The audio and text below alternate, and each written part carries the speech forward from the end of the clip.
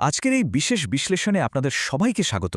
আজ আমরা এমন একটা সুপারন্যাচুরাল বা অতি প্রাকৃত থ্রিলারের গভীরে ডুব দিতে যাচ্ছি, যেখানে সময় যেন বারবার অতীত আর বর্তমানের মাঝে লুকোচুরি খেলে। মানে ভাবুন তো, শৈশবের গভীর ট্রমা, জমাট বাঁধা প্রতিহিংসা আর হাড় হিম করা একটা রহস্য সব কিভাবে একই সুতোয় গাঁথা। চলুন কথা না বাড়িয়ে সরাসরি এই বোর্ডিং স্কুলের মর্মান্তিক হত্যাকাণ্ডগুলোর পেছনের আসল সত্যটা উদ্ঘাটন করি। যন্ত্রণা আমাদের পাপ ধুয়ে মুছে সাফ করতে পারে, আর তোমাদের অবশ্যই এখানকার নিয়ম মেনে চলতে হবে। উক্তিটা শুনলেই কেমন যেন গা ছমছম করে ওঠে, তাই না? এই ভয়ঙ্কর কথাটা ছিল সিস্টার উর্সুলা নামের এক সন্ন্যাসিনীর। ঠিক 18 বছর আগের কথা, বার্সেলোনার এক পরিত্যক্ত বোর্ডিং স্কুল। সেখানকার দমবন্ধ করা অত্যাচারী পরিবেশের একদম নিখুঁত একটা চিত্র তুলে ধরে একটা লাইন: ঈশ্বর আর পবিত্রতার দোহাই দিয়ে ছোট ছোট মেয়েদের উপর শারীরিক নির্যাতন চালানোটা তার কাছে একেবারেই বৈধ ছিল। আর এই নিষ্ঠুর নিয়মগুলোর কারণেই কিন্তু জন্ম নেয় এক ভয়াবহ অন্ধকারের। এবার একটু বর্তমান সময়ের দিকে নজর দেয়া যাক। পৃথিবীর বিভিন্ন প্রান্তে হঠাৎ করেই কিছু অদ্ভুত আর রহস্যজনক মৃত্যু ঘটতে শুরু করেছে। যেমন ধরুন, লন্ডনের জোয়ানা নামের এক মহিলার মৃত্যু, কিংবা নিউ ইয়র্কে বাথটাবের পানিতে ম্যারির মৃতদেহ উদ্ধার। আপাত দৃষ্টিতে দেখলে মনে হবে এই মৃত্যুগুলোর মধ্যে তো কোনোই সম্পর্ক নেই, কিন্তু একটু গভীরে গেলেই বোঝা যায় প্রতিটি মৃত্যুর পেছনেই লুকিয়ে আছে এক অদৃশ্য সংযোগ। যেন কেউ একজন পুরনো কোনো হিসেব মেটানোর জন্য একেবারে আটখাট বেঁধে নেমেছে আর এক এক করে শিকার ঘুরছে। এখানে সবচেয়ে ইন্টারেস্টিং ব্যাপারটা কি জানেন? পুলিশের দেওয়া সাধারণ রিপোর্ট আর ভয়ঙ্কর অতিপ্রাকৃত বাস্তবতার মধ্যকার আকাশ পাতাল তফাত। পুলিশ রিপোর্ট বলছে এগুলো শুধুই আত্মহত্যা, কোনো ফিঙ্গারপ্রিন্টস নেই, জোর জবরদস্তির কোনো চিহ্নও নেই, কেস ক্লোজড। কিন্তু যারা এই ঘটনাগুলোর খুব কাছাকাছি ছিল, তাদের দাবি সম্পূর্ণ অন্যরকম।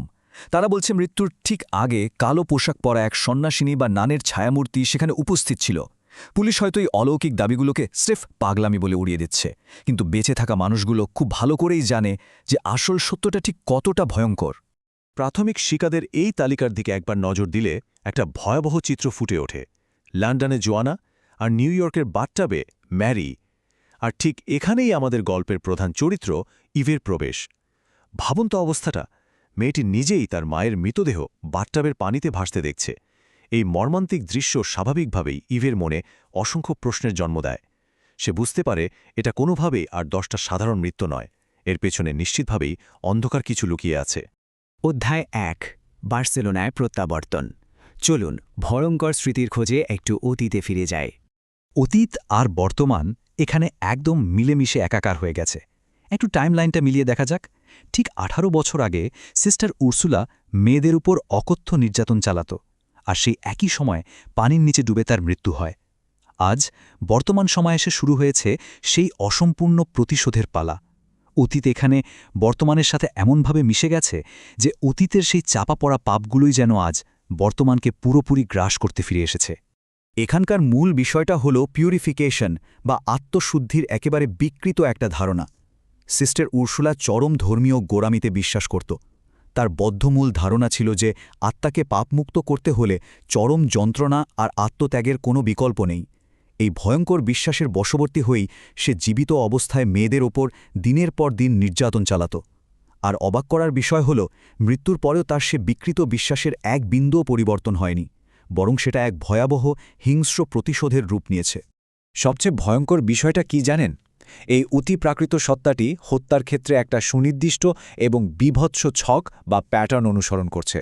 প্রতিটি মৃত্যুই আসলে ক্যাথলিক সন্তদের শাহাদাত বরণের হুবহু পুনরাবৃত্তি।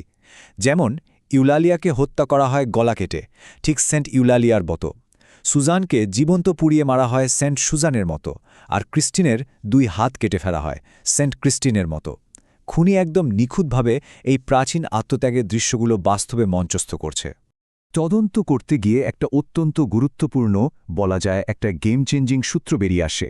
এই আত্মাটি এক জায়গা থেকে অন্য জায়গায় যাতায়াত করতে এবং আক্রমণ করতে পানিকে একটি মাধ্যম হিসেবে ব্যবহার করে।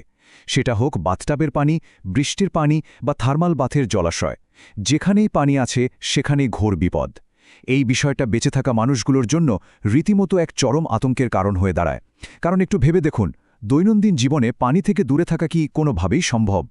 কিন্তু এই তীব্র আতঙ্কের মাঝেই লুকিয়েছিল সমাধানের একটা দারুণ পথ। যদি সে পানির ভেতর খুন করতে পারে, তবে সে পানির ভেতরে মরতেও পারে। এই একটা সংলাপ পুরো পরিস্থিতিটাই সম্পূর্ণ পাল্টে দেয়। বেঁচে থাকা মানুষগুলো বুঝতে পারে আর পালানো নয়, এবার ঘুরে দাঁড়ানোর সময় এসেছে। লজিকটা খুব সিম্পল। আত্মাটি যখন পানির মাধ্যমে আক্রমণ করে তখন তাকে একটি বাস্তব ফিজিক্যাল মানবরূপ ধারণ করতে হয়, আর ঠিক ওই মুহূর্তেটাতেই তাকে পাল্টা আঘাত করা সম্ভব। অধ্যায় 2, ভূতকে ফাঁদে ফেলা। শুরু হলো মরণপণ এক প্রস্তুতি। ফাঁদটার মেকানিজম বা কার্যপদ্ধতি বেশ সোজা, কিন্তু মারাত্মক রকমের বিপজ্জনক। ধাপ 1, আত্মাকে বিল্ডিংয়ের একদম ওপরে ফ্লোরে প্রধান পানির ট্যাঙ্কের কাছে প্রলুব্ধ করে নিয়ে আসা। ধাপ 2, তাকে বাধ্য করা যেন সে বাস্তব মানবরূপ ধারণ করে। আর ধাপ 3, পানির সংস্পর্শে আসামাত্রই উচ্চমাত্রার বিদ্যুৎ প্রবাহিত করে তাকে চিরতরে ধ্বংস করে দেওয়া। পরিকল্পনা তো একদম রেডি। কিন্তু বাস্তবে কি আর সবকিছু এত সহজে হয়? পরিকল্পনা অনুযায়ী কিছুই এগোয় না। মুহূর্তের মধ্যেই পরিস্থিতি পুরোপুরি নিয়ন্ত্রণের বাইরে চলে যায়। পাইপ ফেটে গিয়ে চারিদিকে হু হু করে পানি ছড়াতে শুরু করে।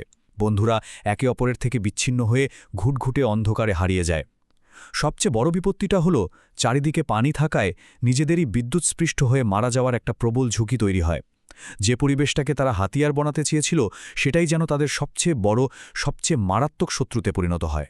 এই টানটান উত্তেজনার মাঝেই চলুন সবকিছু একটু থামিয়ে নতুন করে চিন্তা করি। এই যে এতগুলো খুন, এগুলো কি সত্যি কোনো ভূত বা আত্মা করছে, নাকি এর পেছনে লুকিয়ে আছে আরও গভীর, আরও অন্ধকার কোনো মনস্তাত্ত্বিক রহস্য? এতক্ষণ ধরে আমরা যা যা জানলাম বা বিশ্বাস করলাম, এই একটা প্রশ্ন কিন্তু সেগুলোকে নতুন করে মূল্যায়ন করতে বাধ্য করে। ছড়িয়ে ছিটিয়ে থাকা সূত্রগুলোর দিকে যদি আমরা একটু গভীরভাবে লক্ষ্য করি, তাহলে দেখব সব কিছুর কেন্দ্রবিন্দুতে রয়েছে ওই ইভ। তার শৈশবের ভুলে যাওয়া চাপাপোড়া স্মৃতিগুলো বারবার ফিরে আসছে। মায়ের মৃত্যুর সময় সে সেখানে সশরীরে উপস্থিত ছিল। আর সবচেয়ে ভয়ঙ্কর ক্লুটা হলো, যখনই এই অশুভ ন্যানের দেখা মেলে, ঠিক তখনই কোনো না কোনোভাবে আশেপাশে ইভের উপস্থিতি লক্ষ্য করা যায়। এই সূত্রগুলোই কিন্তু পুরো গল্পের মোড় একেবারে ঘুরিয়ে দেয়। আর ঠিক এখানেই উন্মোচিত হয় সবচেয়ে বড়, সবচেয়ে অভাবনীয় সত্যটা।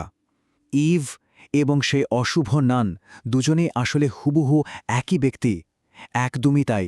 ছোটবেলায় চোখের সামনে মায়ের ভয়াবহ মৃত্যু দেখার কারণে ইভের মনে যে গভীর ক্ষত বা ট্রমা সৃষ্টি হয়েছিল, সেখান থেকে সে অবচেতনভাবে সিস্টার উর্সুলার ব্যক্তিত্বকে নিজের ভেতর ধারণ করে ফেলে। কোনো ভূত বা আত্মা নয়, বরং চরম ট্রমা থেকে জন্ম নেওয়া ইভের খণ্ডিত মন বা স্প্লিট পার্সোনালিটি তার নিজের অজান্তে এই ভয়াবহ হত্যাকাণ্ডগুলো ঘটিয়ে চলছিল। ইতিহাসের পুনরাবৃত্তি ঘটছে। এখন সবকিছু শেষ। এই কথাগুলো পুরো গল্পের এক চরম ট্র্যাজিক এবং নির্মম পরিহাসকে তুলে ধরে। যে ইভ এতক্ষণ ধরে হন্যে হয়ে খুনিকে খুঁজছিল, সেই তদন্তকারী নিজেই যে আসলে আসল দানব, তা জানার পর এক গভীর শূন্যতা কাজ করে। 18 বছর আগের সেই অভিশপ্ত রাতের ঘটনার মতোই আজ আবার সবকিছু যেন একই মর্মান্তিক পরিণতির দিকে এগিয়ে যায়। আমাদের আজকের এই বিশ্লেষণ শেষ করার আগে একটা চূড়ান্ত প্রশ্ন কিন্তু আপনাদের ভাবনার জন্য রয়েই যাচ্ছে। যদি কোনো অবর্ণনীয় মানসিক আঘাত বা ট্রমা একজন একেবারে নিষ্পাপ মানুষকে সেই ভয়ঙ্কর দানবেই পরিণত করতে পারে যাকে সে সবচেয়ে বেশি ভয় পেত, তবে এই সবকিছুর জন্য আসলে কে দায়ী? সেই অতীত, সেই নির্যাতনকারী, নাকি খোদ মানুষের মনস্তত্ত্ব? এই অস্পষ্ট সীমারেখাটাই মনে এক গভীর দাগ কেটে যায়। অমীমাংসিত এই প্রশ্নটাই আপনাদের চিন্তার খোরাক হয়ে রইল। ভালো থাকবেন।